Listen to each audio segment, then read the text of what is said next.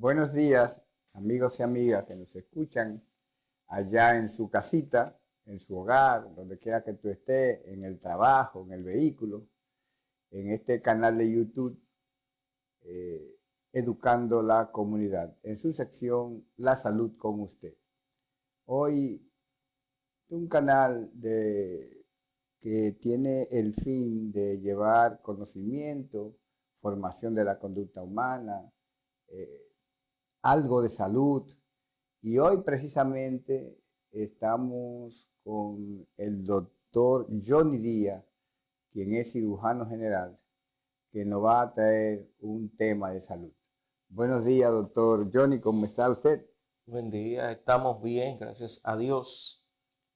Agradecido de que estar con ustedes llevando informaciones relevantes, informaciones de interés desde el punto de vista de la comunidad.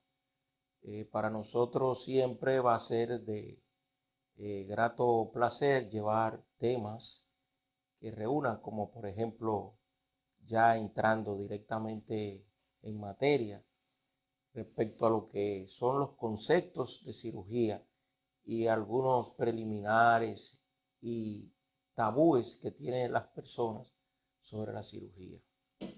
Sí. Bien, cuando usted habla de tabúes, doctor Johnny, eh,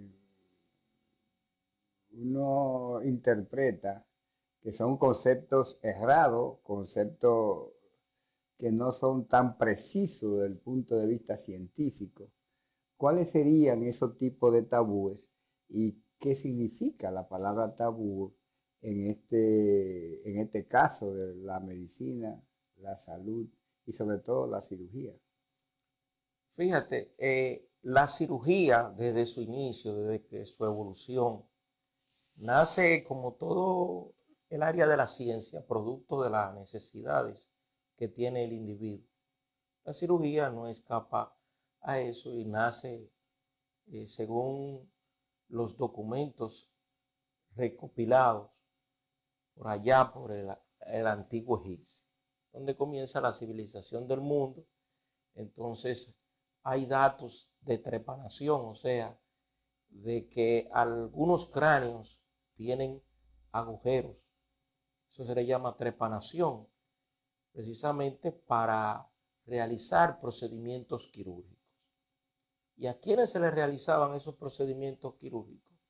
Era precisamente a la nobleza, a los emperadores, a los faraones o los familiares directos de los faraones, y precisamente por ahí nacen los conceptos de la cirugía, pero había un problema en que las complicaciones desde el inicio de la cirugía era lo que llevaba precisamente a que estos pacientes no tuvieran los resultados deseados, y a raíz de eso la cirugía se ha visto muchas veces en el usuario tradicional en que está exenta de complicaciones.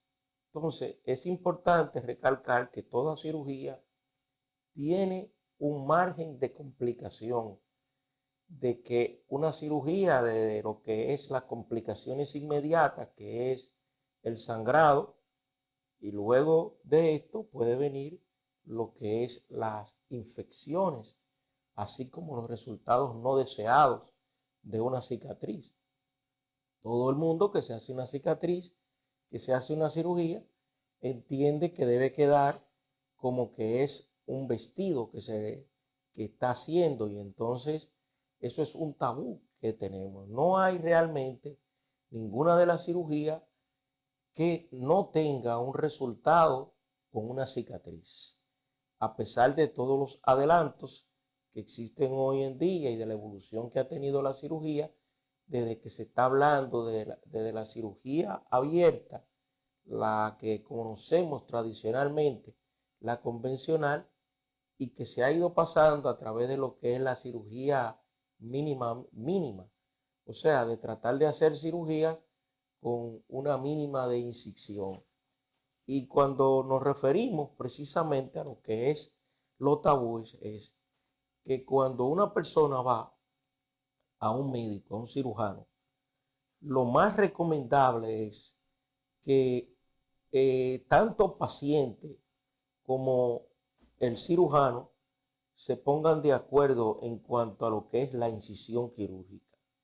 Y desde luego, no es algo que es matemático en el cual usted puede ofrecerle al individuo que si va a hacer la incisión de 5 centímetros, tiene que ser obligatoriamente de 5 centímetros, porque esto puede variar si nos vemos en la necesidad de tener que ampliar esa incisión, porque hay que recordar que lo más importante es mantener la funcionabilidad, mantener los resultados que le garanticen la vida o que le garanticen en el peor de los casos la estabilidad de devolver un individuo sano, salvo y contento a la sociedad. Prácticamente, en ese sentido, son de los tabúes que vienen teniendo. La otra parte, la cirugía a través del tiempo, se ha ido dividiendo en lo que es cirugía por diferentes renglones. Nosotros en el caso, que somos cirujano general, que pertenecemos precisamente al staff de la clínica Dr. González Binet, que está ahí localizada en la Isabel Aguiar, casi llegando al kilómetro 9. En esta clínica ofrecemos todos estos servicios de lo que es la cirugía general en sentido, por ejemplo, tenemos una gama de especialistas, como es desde el área de ginecología y obstetricia, cirugía general, urología, ortopedia, neurocirugía. Todo esto precisamente con lo que lleva una tecnología de punta en lo que refiere al área de la cirugía. Como le he mencionado, la cirugía ha tenido diferentes evoluciones a través del tiempo, de lo que es la cirugía abierta, la mínimamente y la mínimamente invasiva y la laparoscópica. Y ya hoy se está hablando de la cirugía robótica a través de este aparato Da Vinci, que es de las innovaciones que se va teniendo. O sea, hemos visto cómo a través del tiempo se ha ido incorporando desde lo que el hombre tuvo desde el inicio de la humanidad, de las documentaciones que tenemos, desde allá en papiro con egipcio, Asiria y todos esos lugares donde se contempla que comenzó la vida del hombre, la actividad, la civilización del hombre, recogen una gama de evolución de lo que es la cirugía y precisamente ya hoy podemos ofrecerle a todos nuestros usuarios esta gama de servicios que está a la orden de muchas de las poblaciones de lo que es en este caso de la clínica Dr. González Binet. Los tabúes, volviendo otra vez a lo que representa los tabúes, también se presenta lo que es la cirugía estética, la cirugía plástica, cirugía reconstructiva, cirugía digestiva, cirugía torácica, cirugía de corazón abierto.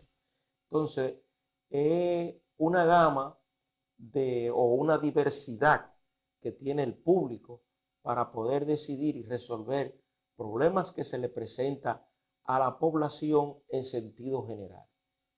La cirugía es muy amplia y en realidad hablar de todo lo que son los tabúes y las complicaciones lleva mucho tiempo. No es así, doctor. Hemos tratado de hacer algo a vuelo de pájaro más o menos para que la población entienda lo que pueden ser los tabúes y esas diferentes complicaciones que tiene el área de la cirugía general.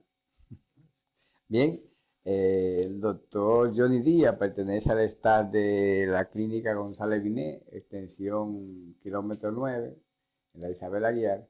Y también el doctor Johnny Díaz ha estado con nosotros en San Cristóbal en algunas ocasiones, pero ya se trasladó a Santo Domingo y tiene sus funciones acá en nuestra extensión de aquí del sector Enriquillo. Doctor, ¿qué ha hecho la ciencia, el conocimiento para disminuir esos riesgos, esos efectos colaterales? ¿Cuáles técnicas, cuáles avances han tenido para disminuir esos riesgos? Y cuando uno habla de riesgo, el más grave siempre es la muerte, todos vamos a morir, pero las complicaciones, esos queloides que usted mencionaba, hay complicaciones que son inevitables, pero hay otras que se pueden evitar. ¿Qué hace el cirujano oral? ¿Cuáles medidas toma para tratar de conseguir la mayor precisión en cuanto a la cirugía? Un paciente que se vaya a operar. Muy buena pregunta, doctor. Fíjese, tal y como hemos señalado, de las complicaciones que se presentan, muy poco porcentaje representa responsabilidad directamente del médico. Si un usuario, un enfermo, un paciente, hace una dehiscencia, que es cuando esa cirugía, esa cicatriz se abre, no es producto de la técnica que utiliza el cirujano, que es de los errores, de los tabúes que existen. La persona tiene una forma de cicatrización, asimismo como la persona tiene un tipo de sangre, las personas tienen una forma de cicatrizar. Por eso se presenta la complicación que es las cicatrices viciosas, reciben ese nombre. ¿Qué es una cicatriz viciosa? Aquella que forma queloide. Y el queloide es aquello que por encima de esa cicatriz sale una especie de tumoración, algo exuberante. Pero también otra cicatriz viciosa es aquella que es ancha, cicatriza, pero cicatriza ancha. Y esto produce una cicatriz inestética desde el punto de vista e inaceptable. Esto no va a depender del médico, como muchas personas piensan. A veces las personas piensan que fue por el tipo de hilo que se usó. Y si bien es cierto que el hilo no tiene nada que ver, lo que podría estar relacionado es con el grosor que se utilice del hilo. Pero ya hoy en día está establecido y hay una gama de hilos en el mercado que van desde hilos muy finos que se podrían utilizar dependiendo del caso, y entonces esto podría contribuir a que los resultados no sean necesariamente como los indeseados que puede tener el paciente. Pero recordamos, cicatrizar es una responsabilidad de lo que tiene intrínsecamente dicho paciente. Los avances que ha tenido la cirugía va conjunto con lo que es el avance tecnológico, como ya hemos mencionado. Desde tiempos inmemoriales, por ejemplo, lo que se utilizó fue inclusive el alcohol y algunas hierbas aromáticas que servían para que, como método de sedación hasta cierto punto, y controlar lo que era analgesia.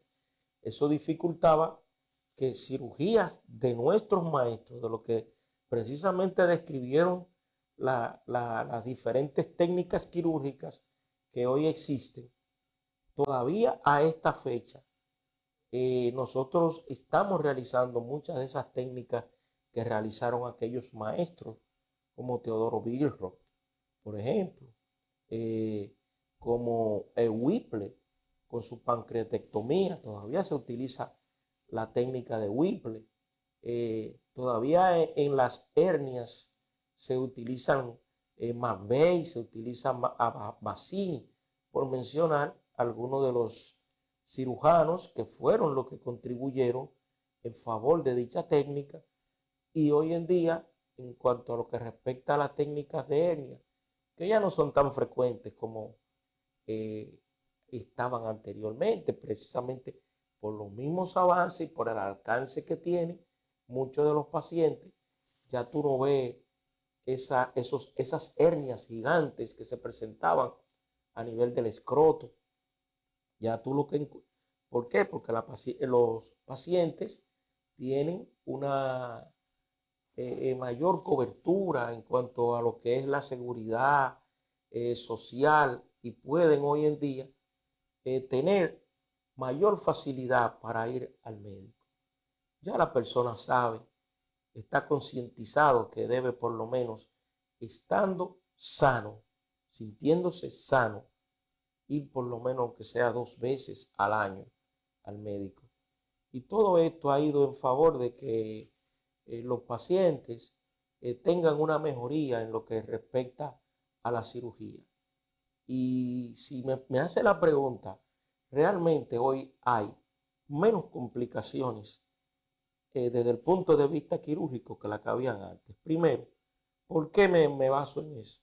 Hay una mayor población en relación a lo que eran, por ejemplo, ya en nuestro país, donde todavía en los años 50, por ahí, por ejemplo, que fue que vinieron a llegar los primeros cirujanos que tuvieron escuela, por ejemplo, en Francia, en los Estados Unidos, y comienzan a establecerse precisamente las escuelas de cirugía, en lo que es el Hospital Luis Eduardo Aybar, el Hospital Francisco Moscoso Puello, el Hospital Salvador Begotier, comienzan con residencias de cirugía que ya hoy en día tienen prácticamente, hay residencias de cirugía en todo lo que abarca en mucha parte de la geografía nacional.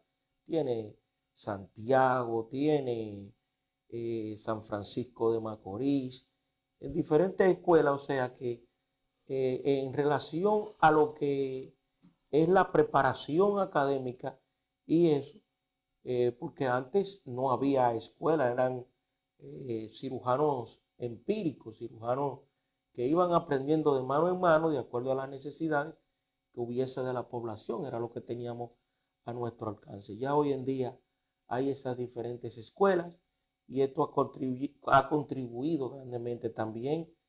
Existen las llamadas sociedades.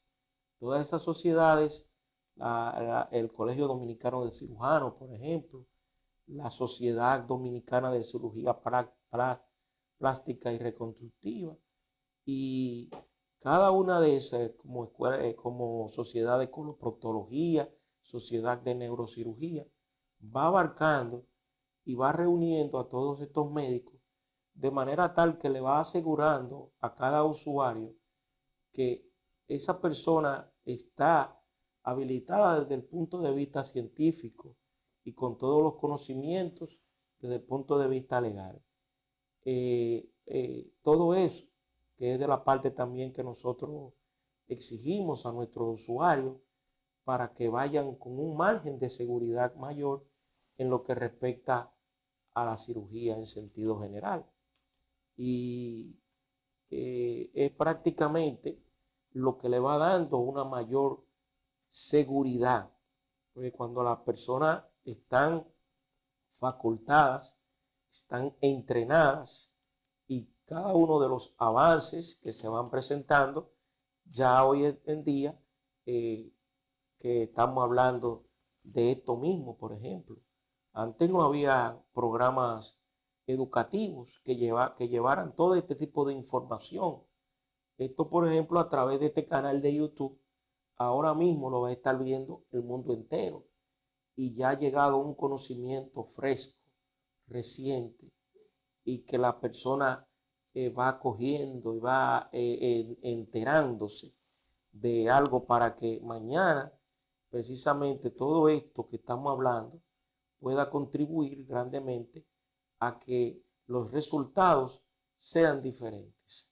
Ya no es por falta de orientación ni nada por el estilo. Bien. Doctor, y usted dice que el paciente debe ir y visitar al médico eh, para hacerse su chequeo relacionado con la salud. Pero cuando un paciente va al médico cirujano que no se está sintiendo nada, ¿qué hace el médico cirujano para detectar algún tipo de problema preventivo? ¿A qué va ese paciente al médico si usted lo está invitando a que vaya aunque no se sienta nada? ¿Qué puede hacer el cirujano en beneficio del médico preventivo para la salud?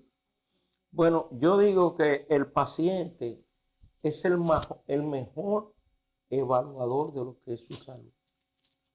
¿Por qué? El ser humano tiene indicadores. Usted respira, usted orina, evacua, camina, todo eso. Cuando lo que son las funciones básicas del individuo, de una manera u otra, se encuentran alteradas, usted debe preguntarse por qué. Y si se está preguntando por qué, el mejor para darle la respuesta a esa interrogante es el médico.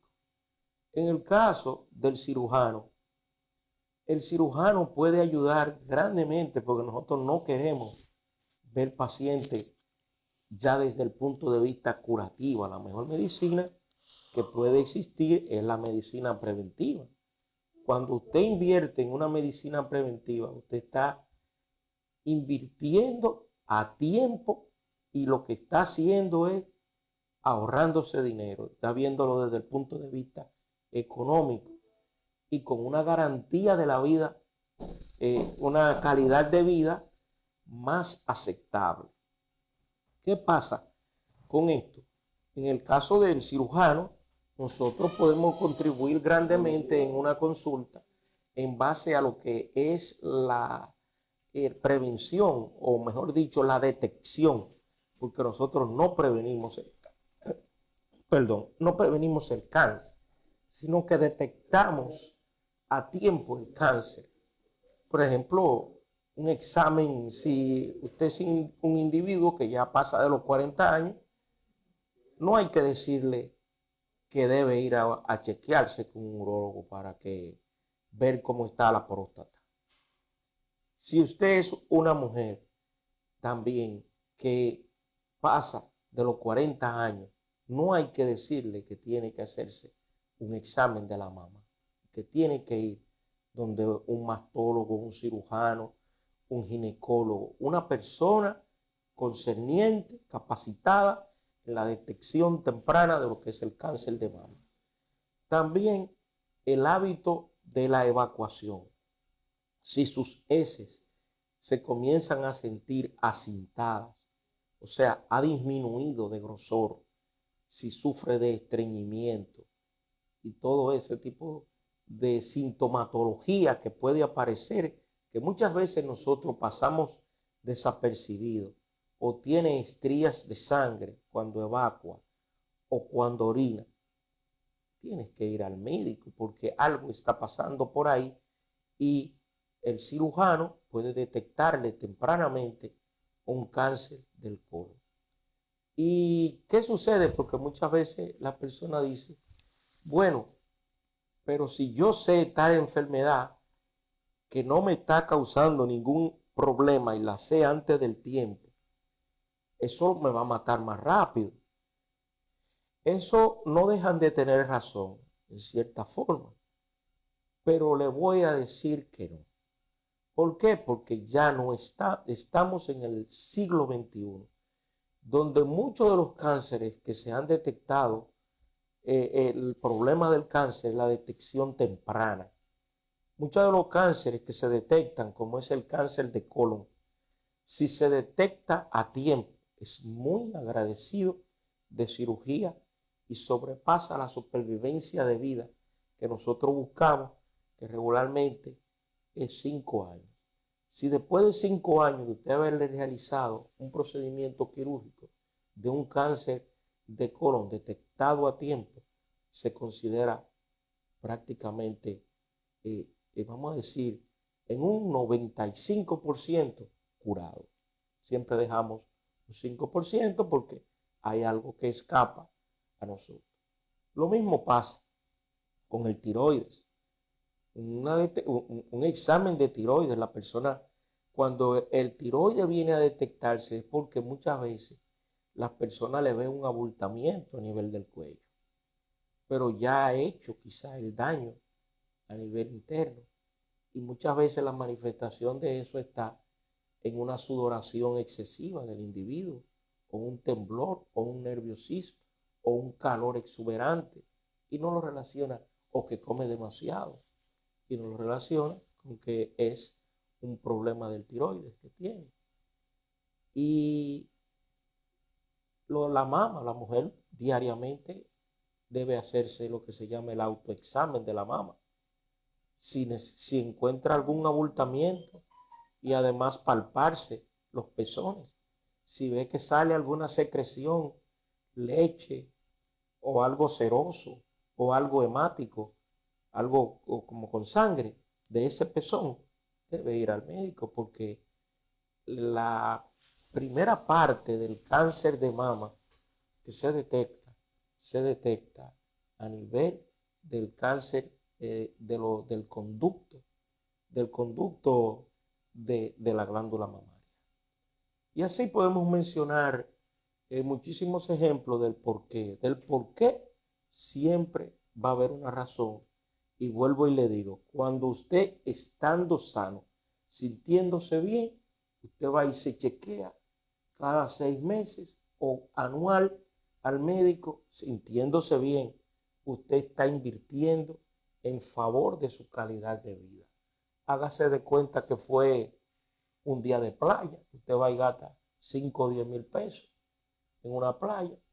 Inviértalo en saber cómo usted está para que se detecte cualquier cosa a tiempo. Bien. No es así, doctor. Así mismo es. Doctor, ¿usted tiene cuáles son las cirugías más frecuentes que el cirujano general hace?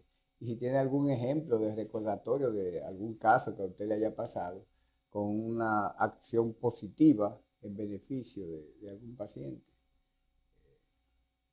Bueno, regularmente la cirugía de emergencia más frecuente que aparece es la apendicitis aguda.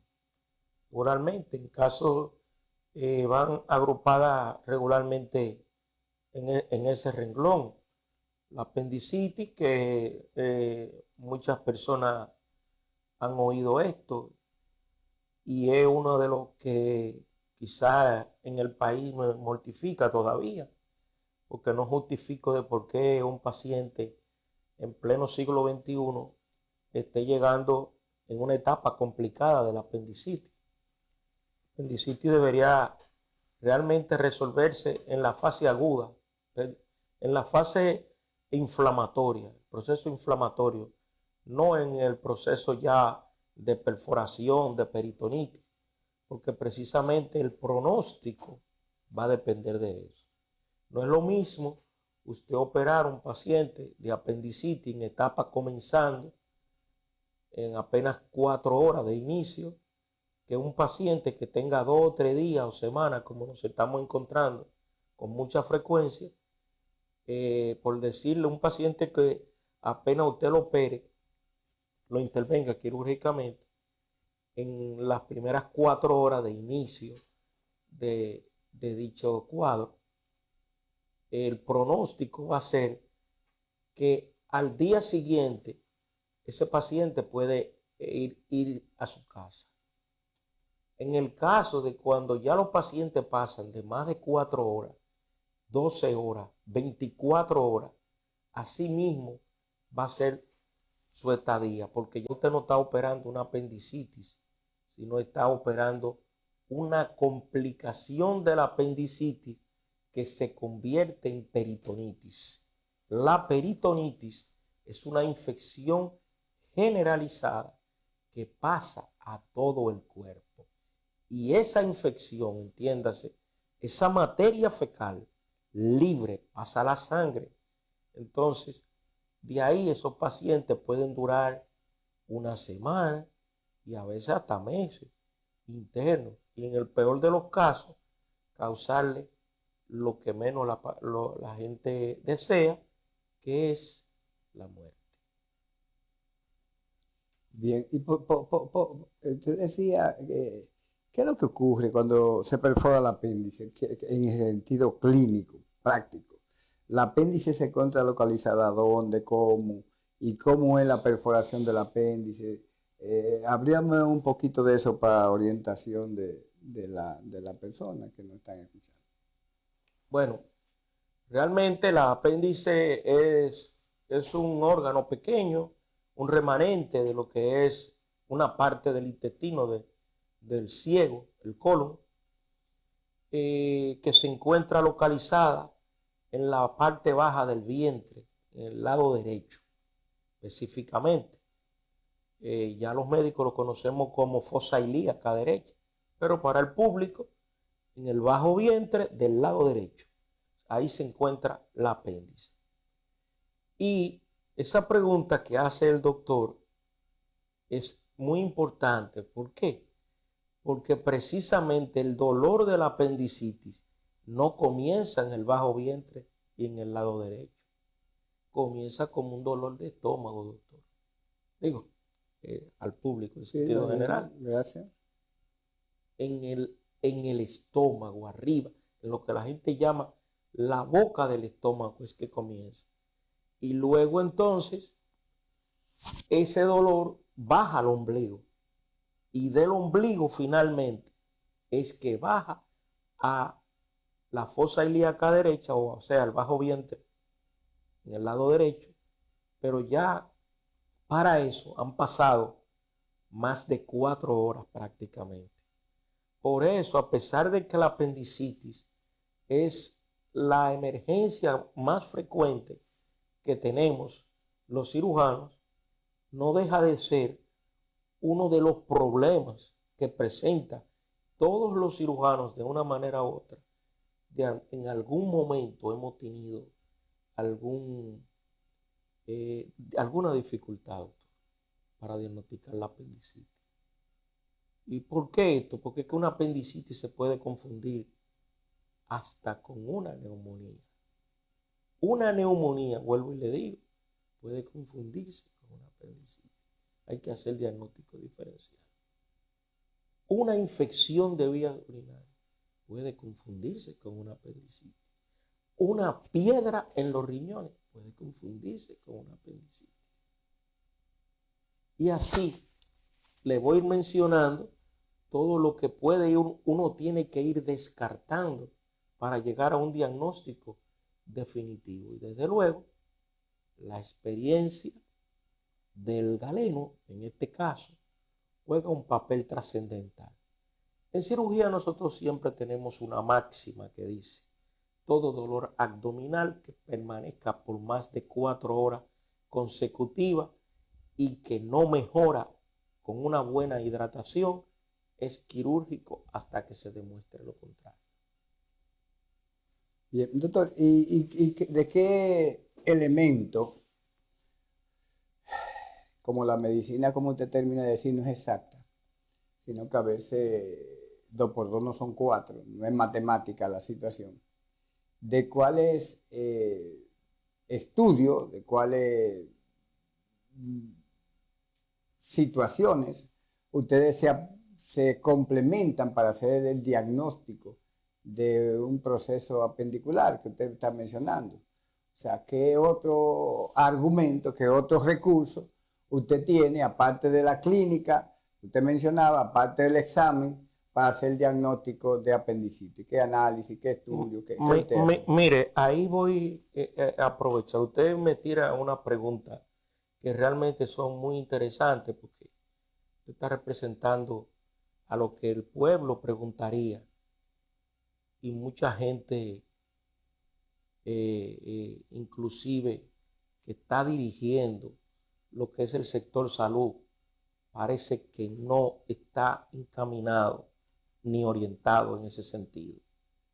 Y ahí va mi respuesta. Fíjese, el diagnóstico de apendicitis, yo le dije, hasta donde va mi formación, es eminentemente, como lo dijo aquella vez los padres de la medicina, como lo hizo Galeno, como lo hizo Hipócrates, el 99% del diagnóstico lo da la buena historia clínica. Así nos enseñaron, así nació la medicina, así es la semiología. Lo demás lo complementan los laboratorios de rutina. ¿Qué uno hace con los laboratorios cuando a un paciente se le indica hemograma? Usted lo que anda buscando es si hay una infección activa, si se ha disparado los glóbulos blancos. Pero vuelvo y le digo, los glóbulos blancos no solamente se disparan en una infección por apendicitis. Como le mencioné, una neumonía le puede dar un aumento de glóbulos blancos, pero uno va a ir descartando. La radiografía le va indicando si hay que descartar una neumonía. Es lo que le va descartando una radiografía de tórax. Un examen de orina le va diciendo si no hay una infección de vías urinarias.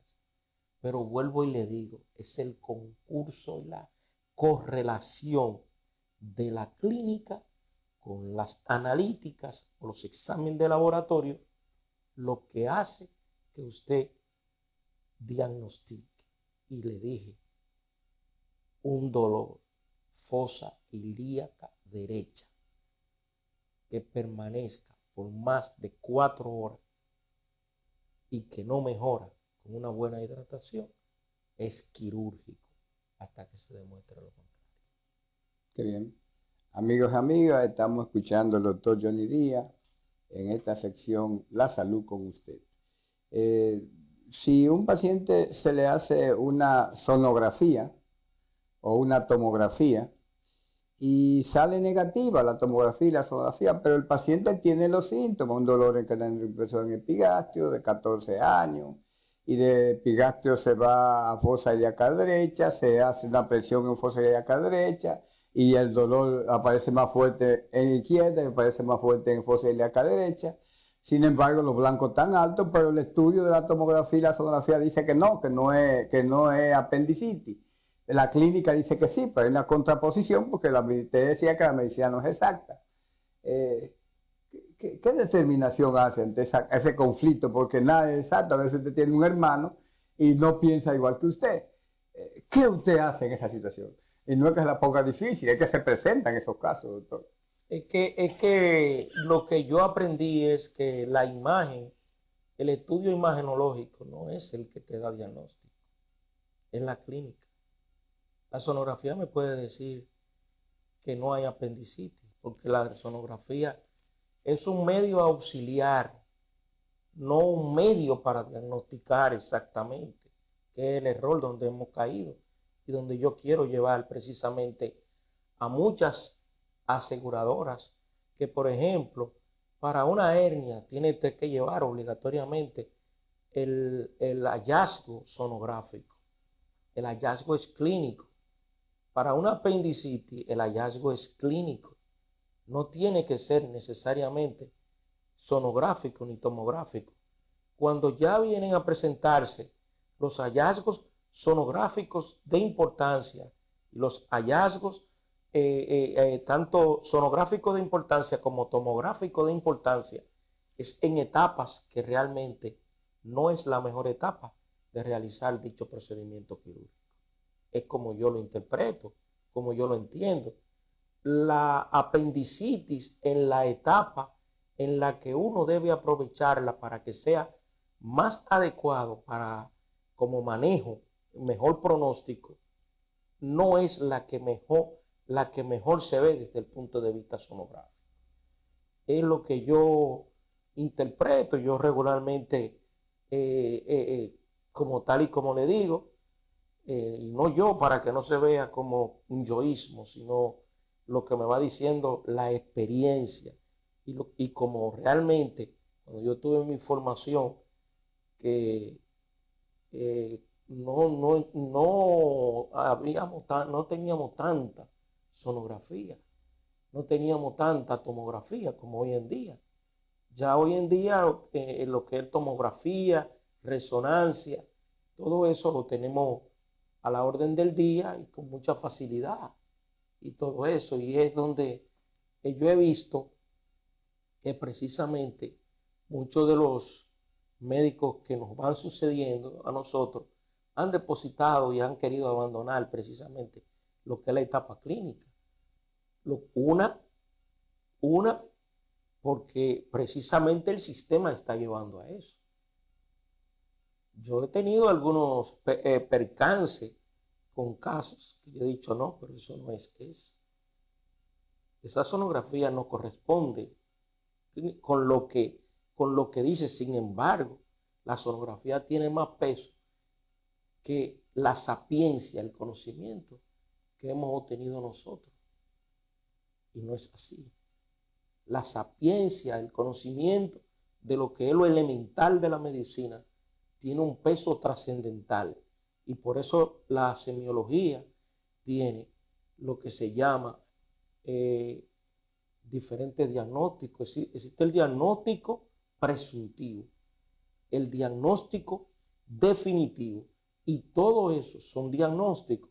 Si un médico presume que entrando ese paciente le dio la impresión, eso es un diagnóstico y no puede ser descartado. Debe ser aceptado, ya que y no necesariamente tiene que corresponder con el definitivo, porque eso fue lo que para eso se estudió y se estableció la semiología médica y la semiología quirúrgica.